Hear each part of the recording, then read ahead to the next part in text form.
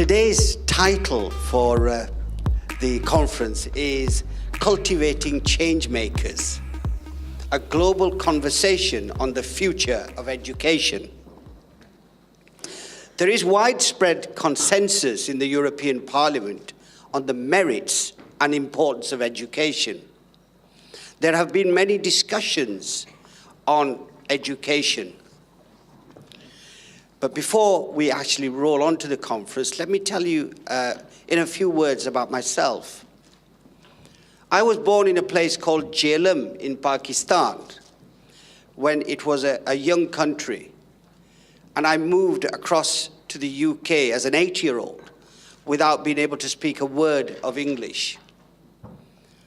But having moved to Yorkshire, a county which embraced me with love and affection, I was inspired by great teachers that within a few years of arrival, I ended up at Bradford University to do a degree in chemical engineering. Having been to university, I joined my father, who had built up a sizable business, diversified, and made a very successful career out of business. And a few years ago, I took up the passion of my life, which was politics. And within 18 months, I was blessed to be elected and became a member of the European Parliament. I am not a member of the Education Committee, nor have I ever organized a seminar on education before. And why, you would ask the question, would I do a conference on education, but a month or two before we exit from the EU? I am a Brexiteer, so for all my faults, but let's not talk about Brexit, let's talk about education.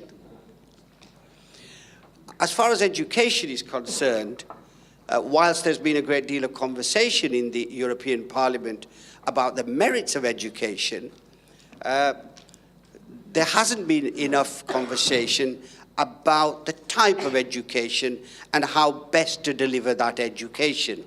And today's conference is all about a global conversation about the merits of education and how to provide that education.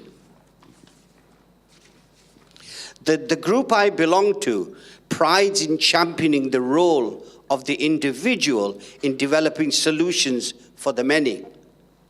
Our group has always and is always ready to showcase best practice from around the world. Best practices can be found in modern, truly innovative and truly inclusive education policies enacted by inspirational state officials. Today, for instance, we are delighted to be joined by Dr. Asma Afdallah, a charismatic senior executive director of research and content development at the World Innovation Summit for Education, WISE.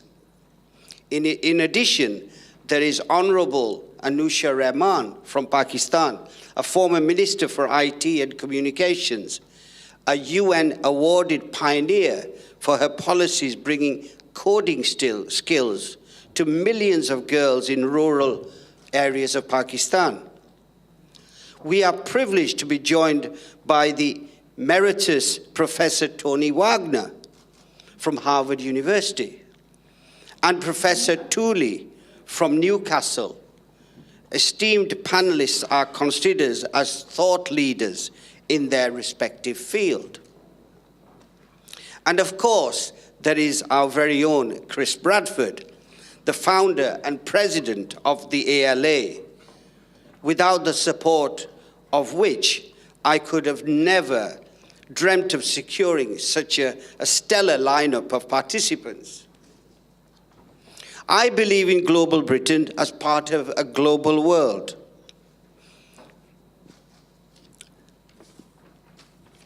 A little more than a year ago, my office discovered ALA. And through ALA, we discovered a whole new world of global initiatives, preparing the next generation of ethical leaders in business and politics from all backgrounds.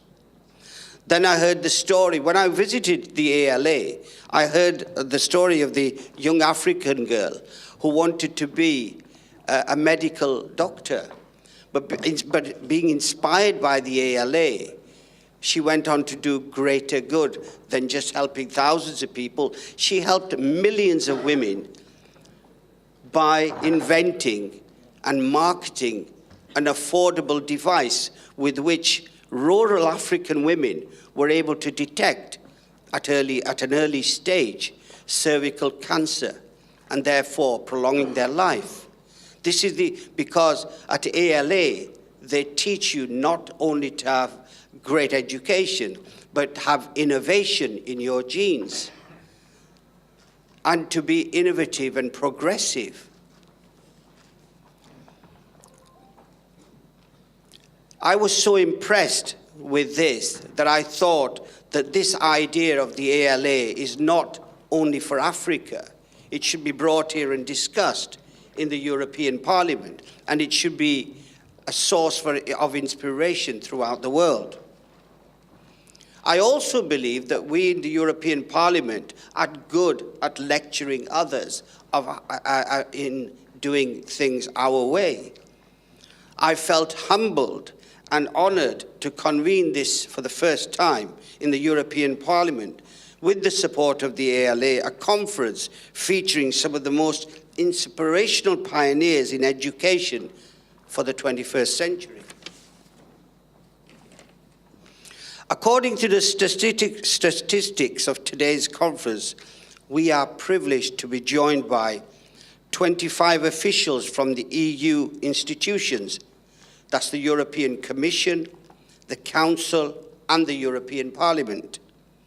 65 representatives from NGOs based in Brussels and Europe.